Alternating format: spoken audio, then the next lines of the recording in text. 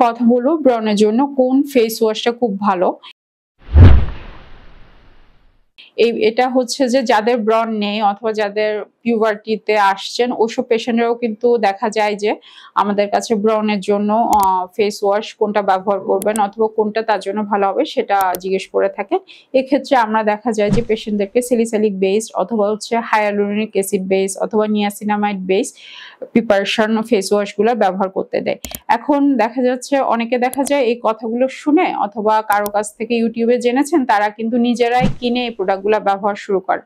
সেটা কিন্তু করা যাবে না, কারণ আপনার স্কিন অনুযায়ী আপনার অ্যাকনিটা কোন পর্যায়ে আছে অথবা এটা কোন গ্রেডে পড়ছে সেটা দেখেই কিন্তু আপনাকে ফেস ওয়াশটা দিতে হবে অথবা আপনার স্কিনটা কেমন। নর্মালি আমরা দেখি যে অ্যাকনি অয়েলি স্কিনে হলেও অনেক সময় দেখা যায় সেনসিটিভ স্কিন অনেকে থাকতে পারে অথবা অনেকে দেখা যায় কম্বিনেশন স্কিন যেটা অথবা সেনসিটিভ স্কিন থাকে, ওদের ক্ষেত্রে কিন্তু আমাদেরকে অবশ্যই কিছু সাবধানতা অবলম্বন করতে হয়।